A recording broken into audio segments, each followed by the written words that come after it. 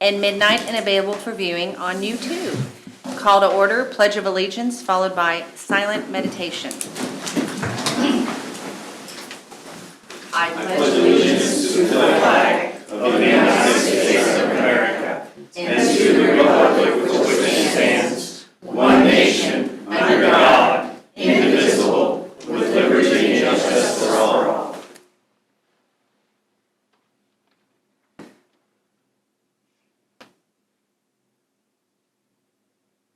Amen. Okay, looks like we have a few proclamations.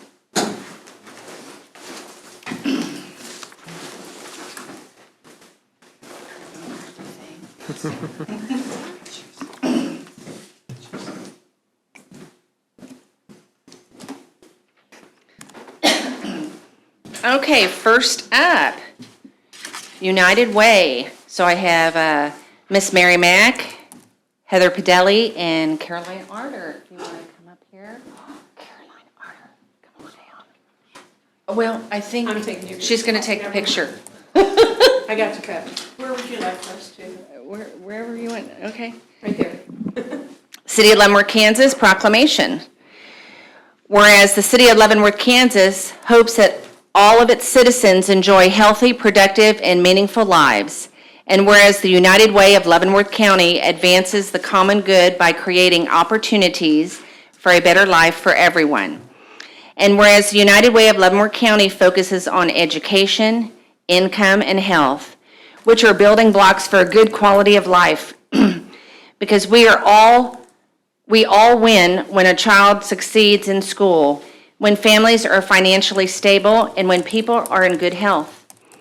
And whereas it takes every part of the community, individuals, businesses, and organizations, to supply the passion, expertise, and resources needed to create lasting change for the better, and last year, Leavenworth citizens and those of Leavenworth County generously contributed their volunteer energies, as well as more than $162,000 to the United Way of Leavenworth County, thereby investing in programs and initiatives that improve lives and build stronger communities.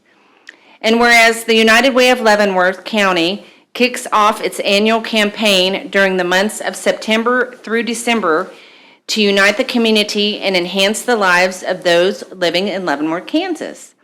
Now, therefore, I, Kamala M. Leonhard, Mayor of the City of Leavenworth, Kansas, hereby proclaim the month of September through December as United Way months. Yay! Smile, everybody. Okay. Did you want to say a few words? Go. On behalf of United Here, Way. stand up here. They can hear me okay? Okay. On behalf of United Way, we really like to thank everybody. Leavenworth is such a wonderful, giving community, and we are so proud of what Leavenworth County has done, and we're looking forward to better things to come. Thank you. Thank you.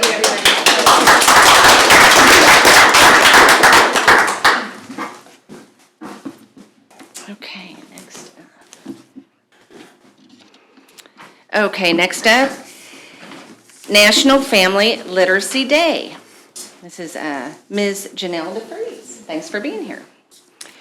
Whereas National Family Literacy Day, established by the 103rd Congress in 1994, and now marking its 28th anniversary on November 1st, 2022, highlights the importance of reading and learning for the entire family and emphasizes the impact that parents have on their child's learning.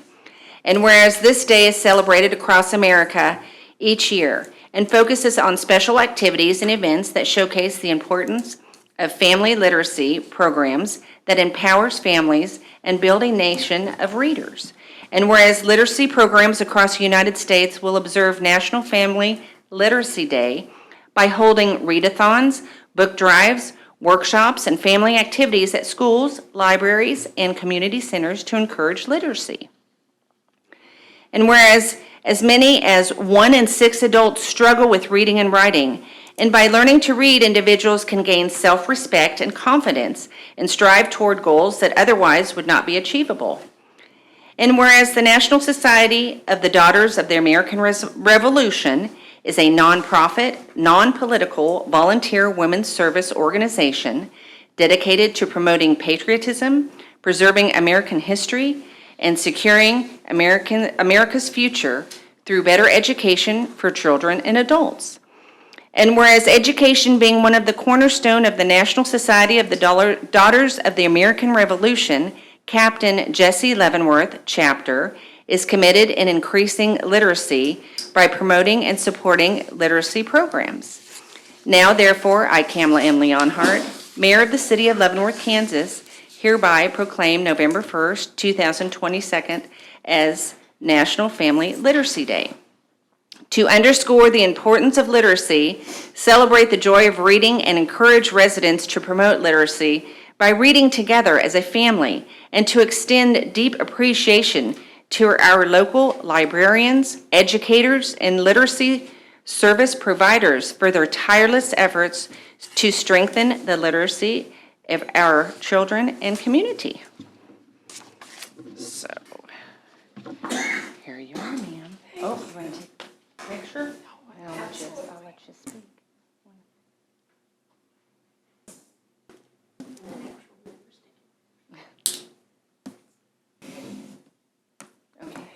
Okay, what's it? I'm not talking very well, so I will leave it on behalf of Captain Jesse Leavenworth, Chapter of the DAR. I thank you. Thank you. I know you have one more. Okay.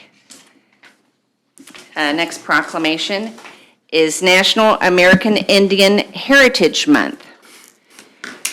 Whereas the history and culture of our great nation has been significantly influenced by American Indians and indigenous peoples, and whereas the contributions of American Indians have enhanced the freedom, prosperity, and greatness of America today, and whereas their customs and traditions are respected and celebrated as part of a rich legacy throughout the United States, and whereas Native American Awareness Week began in 1976 and recognition was expanded by Congress and approved by President George Bush in August 1990, designating the month of November as National American Indian Heritage Month. And whereas in honor of the National American Indian Heritage Month, community celebrations as well as numerous cultural, artistic, educational, and historical activities have been planned. Now, therefore, I, Kamala M. Leonhardt, Mayor of the City of Leavenworth, Kansas, hereby proclaim November 2022 as National American Indian Heritage Month. I urge all of our citizens to observe this month with appropriate programs, ceremonies, and activities. Oh, here you go. Oh, she wants to take another picture. Okay, go ahead.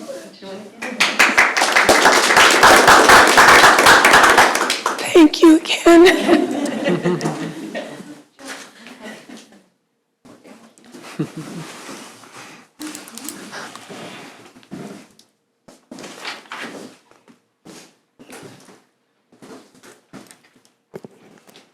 Okay, next up is old business, consideration of previous meeting minutes. Minutes from October 11th, 2022, regular meeting. Any questions or concerns from fellow commissioners? No, Madam Mayor, I move to approve the minutes as stated. Second. Begin voting with Commissioner Hengula. Aye. Aye. Aye. Aye. Okay. Next up, second consideration ordinance. Second consideration ordinance number 8198, amending the Code of Ordinances, sections 22-25, 22-107, and 22-134, amending the licensing period. And looks like we'll just need a roll call. Yeah, Madam Mayor and Commission, there have been no changes since the first reading. As a quick reminder, this is just sort of synchronizing some of the licenses that the city has to make it more, a little bit easier for some of our businesses who also have to get some state licenses. If there's any questions, we do have our city clerk here for this item. No, I'm good. Okay, No roll call. questions. Commissioner Martin? Aye. Aye. Commissioner Meredith? Commissioner Hengel? Aye. And as mayor? Aye. Okay. New business, public comment, i.e. items not listed on the agenda or receipt of petitions. Public comment is limited to 2 to 3 minutes, and no action will be taken by the commission on public comment items. Please state your name and address. A sign-up sheet will be provided in the commission chambers for anyone wishing to speak. And I know we have one gentleman here tonight. Yes, Mr. Howard. Okay, Mr. Howard? Words come up.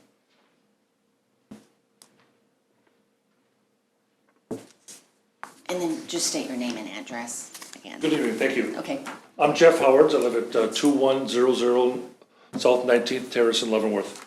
And I'm relatively well-known in the community. I'm the chairman for the Leavenworth County Democratic Party, and I'm also known as a candidate for the State Board of Education, running against a prominent local businessman.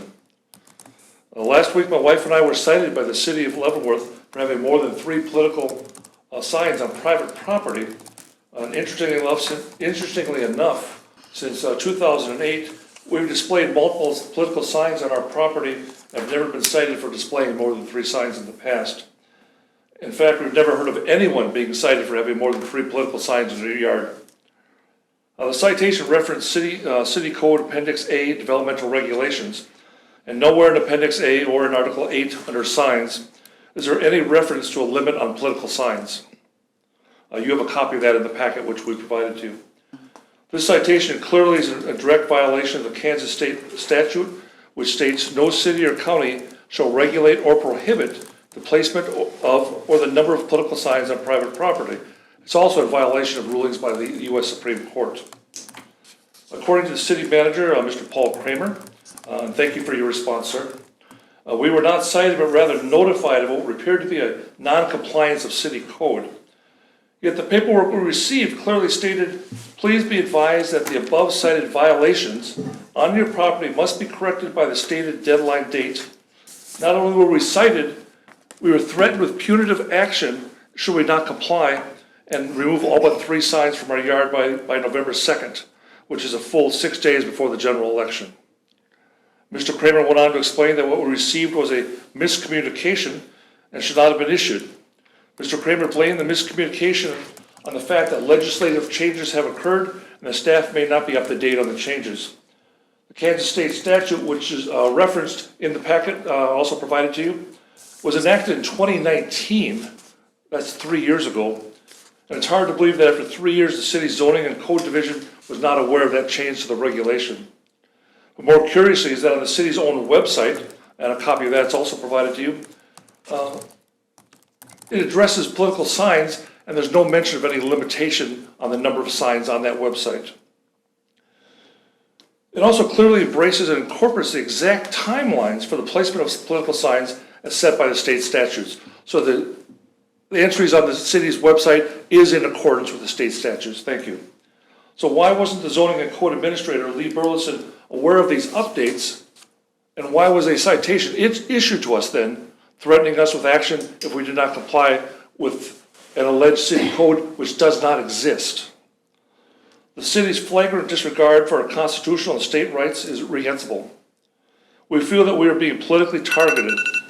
And just how many of these citations were issued during this general election? And is there any record of what political affiliation of the property owners that these citations were issued to? Or are we the only one to be cited for having political signs?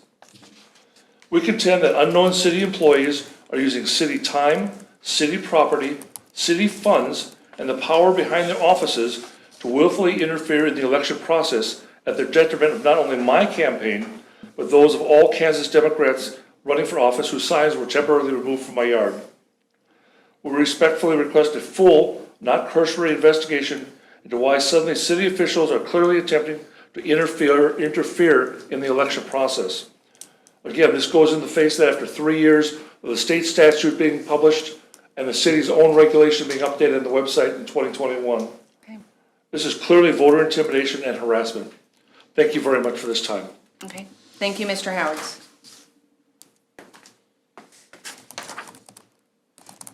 Did we have any other public comment? Did anyone else sign up? No. Anyone? Okay. go on to general items.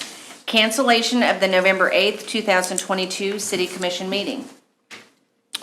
Madam Mayor and Commission, it requires an action by the governing body to cancel a regular meeting.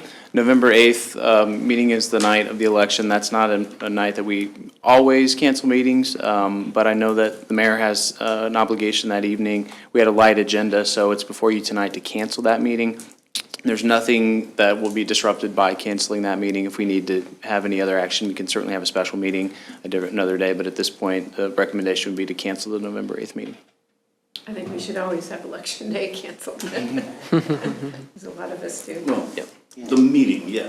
The meeting. Not election. Not election day. The meeting. Okay, so I guess I just need a motion. I move that we cancel the scheduled commission meeting on November the 8th due to it being election day. Second. Okay, begin voting, Commissioner Hengela. Aye. Aye. Aye. Aye. Okay. I thought you were gonna second that. Okay, next, update for unsafe structure 717 Spruce Street. This will be Hal Burdette, the city's chief building inspector on this item. Good evening, Madam Mayor and Commissioners. As it states, this is an update for 717 Spruce. The structure was damaged by fire in November of 2021. Some repairs have been made, but nothing has really happened significant since our June 28th update. I have tried to contact the owner by phone and by letter. I have not received any information from him, but I have received since I wrote this report. I spoke to a couple acquaintances of him, and I know that they are trying to get it organized to get the furnace installed at this time. The only other thing that I see is a window on the back of the structure that still hasn't been repaired. I'm just suggesting, the structure is still in good shape. I just recommend that we give them another 90 days and bring it back to you before then if these repairs are made. Can you tell us where he lives? I mean, he's not living there. Oh, no, this is rental property. Okay, and I think there's someone here that would like to speak. Just I'm state Gary your- Nelson, I'm Yeah. Mr. Patterson's attorney. I've been in touch with Mr. Patterson. He's hard to get a hold of, in the first place. He doesn't text and he doesn't have email. And he's 80 years old and he's pretty good with a flip phone, but, it doesn't work all the time. His son, Gary Patterson, who's 61, had a stroke in March, and he was primarily doing the work on it. He is back to work, but not full speed. But he is progressing on it. When I asked him specifically about that back window, he said that they had replaced window glass in other windows that were broken, but that one had a sash that was either missing or was damaged so much that they couldn't just put the glass in it without doing some work on it, so they haven't got it. It was my understanding that Bill Corbett, an HVAC contractor, was going to try to get the furnace done this week. I have not heard any more since I talked to him, Mr. Patterson, on Thursday or Friday of last week. But they are trying to get it done. Well, I'd sure hope they'd get the furnace in before winter, Well, it's currently not occupied, correct? Oh, no, it's Not yet, okay, yeah. No, we had a little go-around getting the building permit to get started on it, but once we got that ironed out, the electrical and stuff was done fairly quickly, and there's a lot of cleaning and painting to do. But I think the main things that the city's worried about is that window and the furnace, and they're neither one major. I mean, the furnace costs a lot of money, the HVAC system costs a lot of money, but it doesn't take a long time to put in.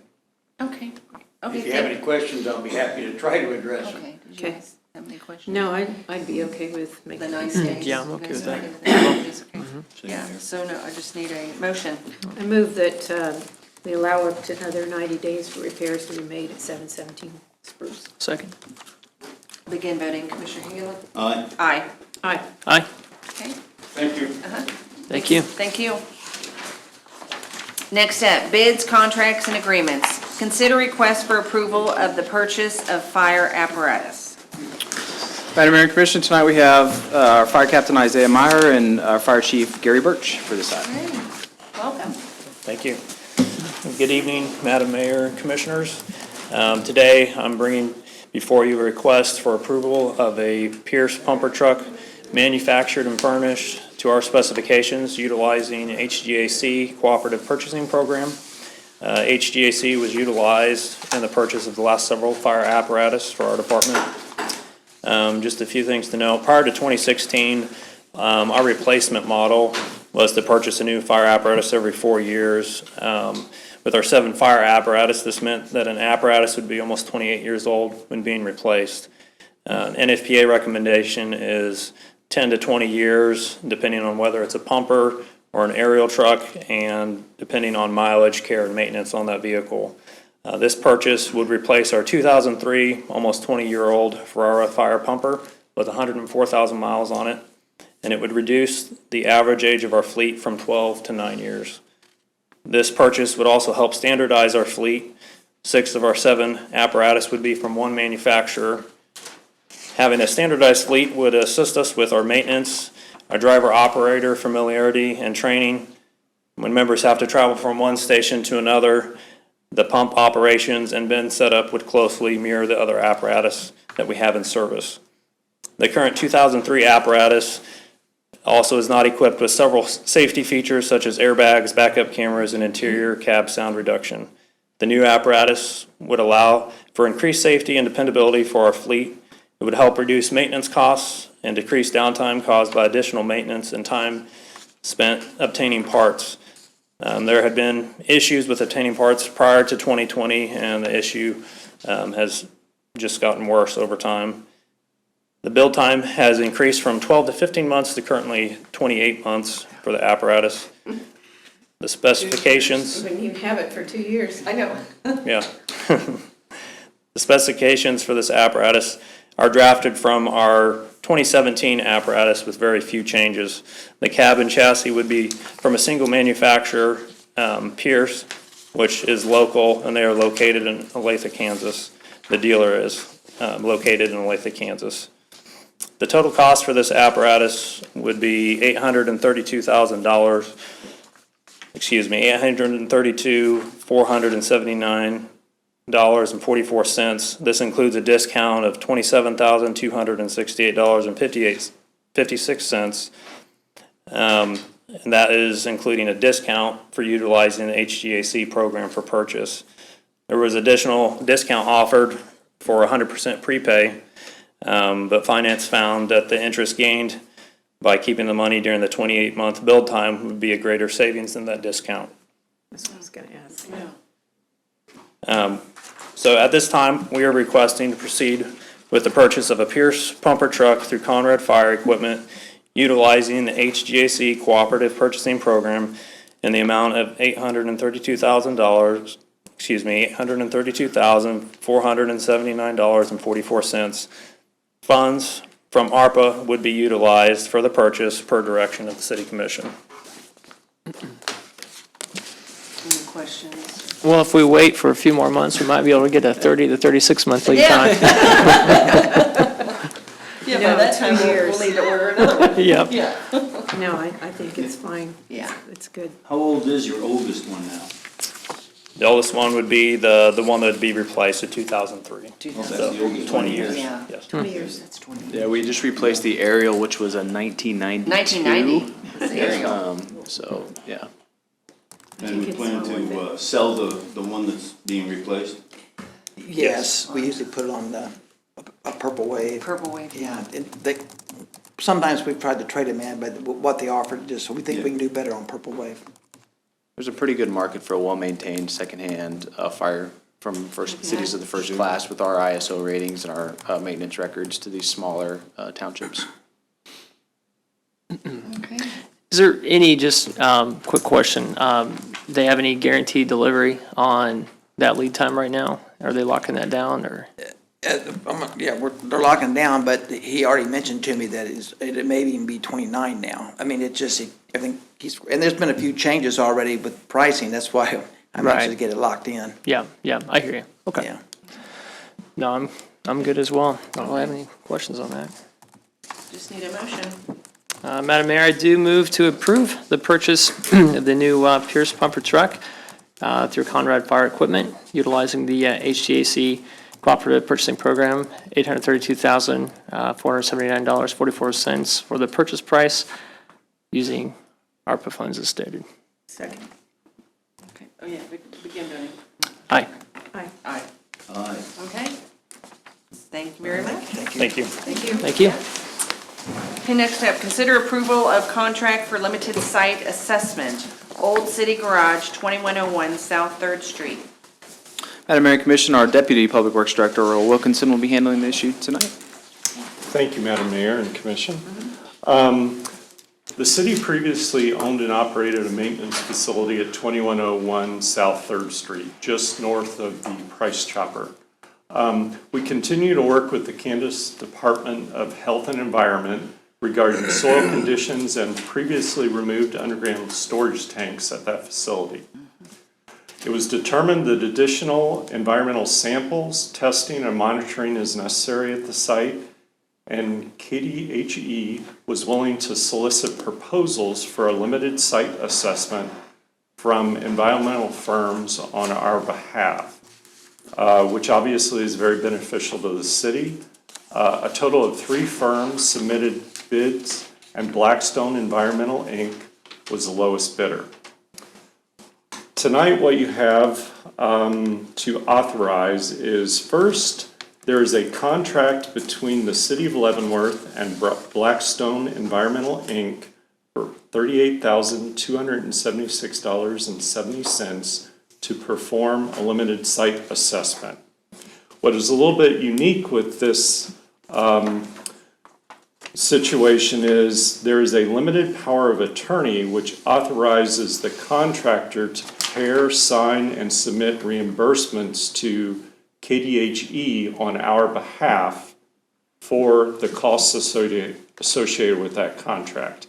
And then KDHE will pay the contractor on our behalf through what is known as the Storage Tank Trust Fund, which they manage. So basically, all of the associated payments and paperwork associated with those payments will be between contractor and KDHE. So with that, staff recommends the City Commission approve the contract and limited power of attorney with Blackstone Environmental, Inc. in the amount of $38,276.70 for the limited site assessment at 2101 South 3rd Street. Madam Mayor and Commission, just a few notes on this. So this is a project we've been working on for a couple years, and you have 2 options when you go down the road. You can either, the state will tell you, you have to have these tests done, you have to provide us with the results, and you have to, at some point, do the remediation. Or if you enter into this trust fund, the state will take care of that for you, bid, solicitation, and they will even pay for it. So we paid about $3,000 at the beginning of this to enter into the trust fund, and this is the result. So they're putting the bid out, they'll handle the work, and then the direct billing will go to the state, and the state will pay for this through their remediation funds. The work that we have to do tonight is to allow these organizations to do this on behalf of the city. And why is this, okay, so are we looking at selling this property, or why is No. there remediation? So, a couple of different reasons. Former municipal sites or city-owned sites are monitored, just like our trash site out in Lansing that where we used to run a landfill. The city's old service center used to be north of Price Chopper. And through soil borings that we had to do for the animal control facility and then the Price Chopper expansion, there was a contamination detected, and they go back to the original owner, and that was us. And so, but luckily, there's this state trust fund program that we've entered into, and so that this program pays for this assessment. Okay, thank you. Can you tell us when this work will be started and possibly finished? The monitoring is approximately a year long, from my understanding, And I would say, once this contract is signed, the contractor will be able to get out there probably within, I would say, sometime in late November, early December. So fairly quickly. And while all the information is going, all the contracting and subcontracting and such is going back and forth between the contractor and the state, are we going to be kept apprised?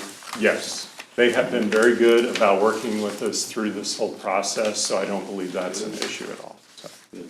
Thank you. you're welcome. And having worked in the oldest city in the state of Kansas for 13 years, we did this on the 3 Mile Creek Trail project from the old foundry site. We did this at the parking lot across the street from High Noon. So they've done monitoring wells in different areas through the downtown. It just sort of comes with the territory in some respect. An old city. Yeah. Any other questions? No. Okay. Okay, then I just need a motion. I move that we approve the contract for $38,276.70 with Blackstone Environmental, correct? Yes. Yes. Okay, I think that's all I need. And the limited power of attorney. Oh, sorry, for a limited site assessment at 2101 South 3rd Street. Sorry. I read the wrong thing. Oh, you're okay. I need a second. Second, yeah. Okay, begin voting, Commissioner Higgins. Aye. Aye. Aye. Aye. Okay, Thank you. thank you. Thank you. Okay. First consideration ordinance for special use permit for a residential homestay at 771 Ottawa. This will be Julie Hurley, Director of Planning and Community Development. Okay, thank you, Madam Mayor and Commissioners. As you said, this is a request for a special use permit for a residential homestay at 771 Ottawa. Our development regulations, as we define a residential homestay, this is basically a short-term residential rental, like an Airbnb or VRBO type use. This is allowed in the R16 zoning district with issuance of a special use permit.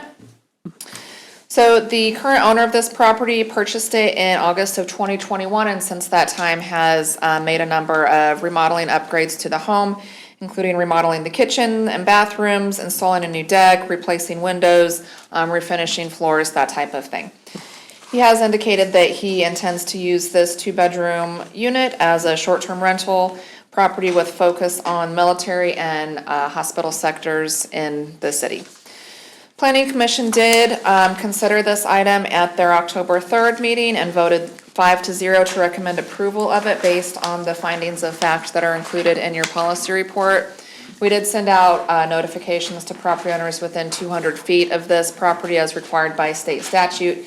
And we did have one question about it, just someone calling to kind of ask what the specific use was. And once we explained it, they had no concerns, and there were no neighbors that came to the meeting to speak in opposition to it. So if you have any questions about that, I can answer those for you now.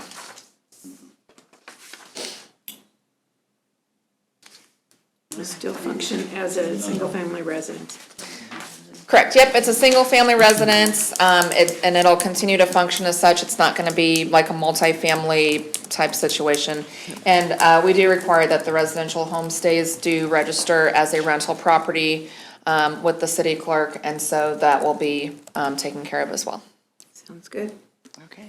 And this, will we have some control that says, hey, this is not going to be a party house?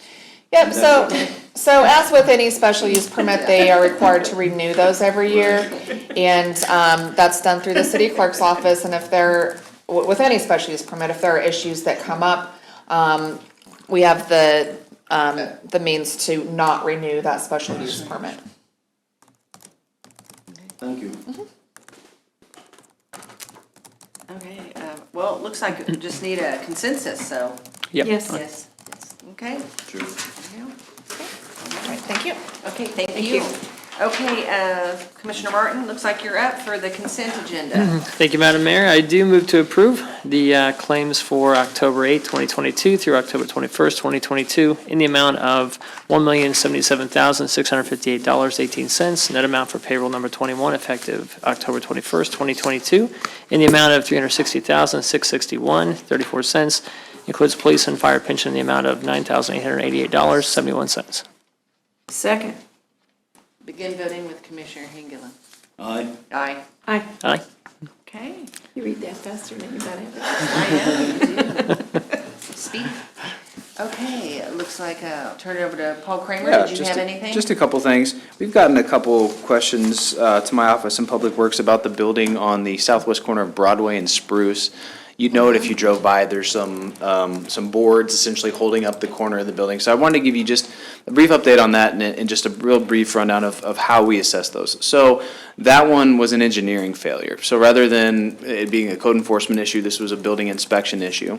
So we required an engineering evaluation by the building owner. So that took a little bit of time, but they got that. They got a couple, they got two different evaluations of the issues. They then have to submit that to their insurance for, acceptance. And then, so we follow up with them. This week, they should be doing the interior shoring up and then the exterior shoring up. It's not a great situation because we have to block up the sidewalks, which forces people into the streets. But at that point, there's simply no way to use the sidewalks based on the condition of the building.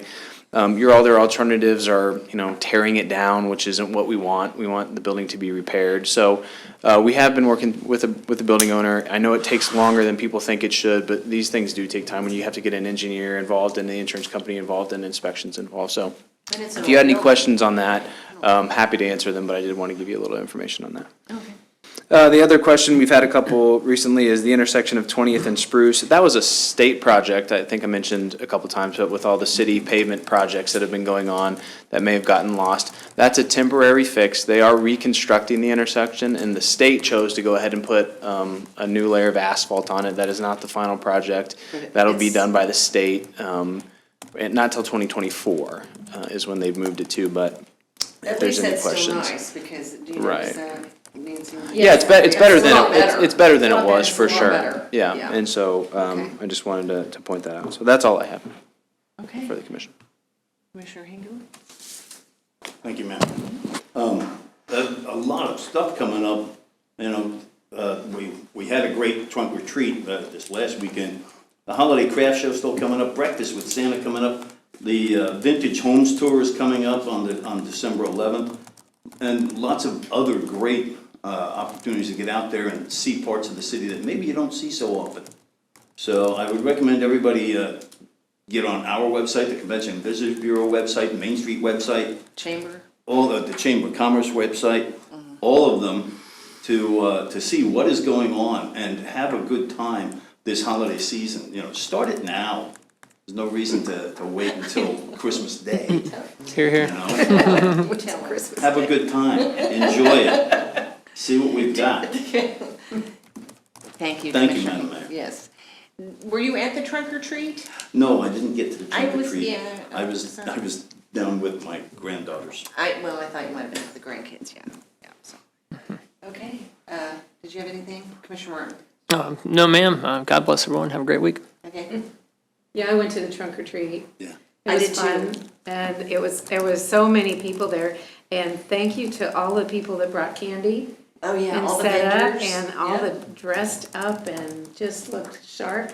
And some of the kids' costumes were absolutely amazing, and adults' costumes. And adults, yeah. And I didn't get to go in the haunted house, so that was the only thing. It was too long of a line, and I didn't go in. But I did. I heard it was really fun too, from some of the kids told me that.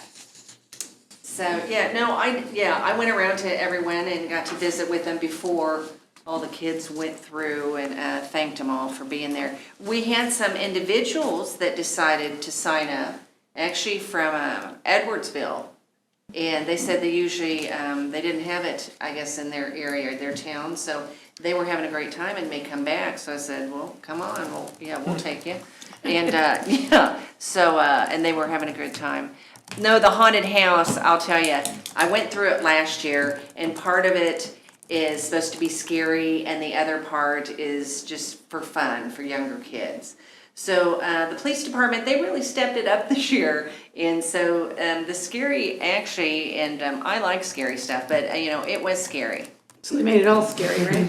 They did, yeah, they did. So, yeah, I know Major Dan Nicodemus, I had to go back, because I didn't know who it was, because they were in costume. And so one of the young policemen, came out and said, hey, that was Dan Nicodemus. So I had to run back and give him a hard time, because he really scared me. They wish they had a camera to see my expression, but John Richmeyer was not there yet. So, but yeah, so no, they did a great job. And then the fun side was really nice just for the really young little kids too. But I was glad that it was really good weather. It's beautiful. You know, it was beautiful. So, yeah, thanks to all the city employees that worked really hard on that. Yes, Yeah, on that. definitely. So, otherwise, I don't have anything. Advanced voting is going on, so head on up to the courthouse. It's Monday through Friday from 8 to 5. It's in the basement. So I know I've been helping out with that a couple days a week. And that's through, I think, and then Monday, November 7th, it's just till noon before Election Day. So otherwise, God bless and everyone have a safe and fun week. I need a motion to adjourn. So move. Second. Second. Again, voting, Commissioner? Aye? Aye. Aye. Aye.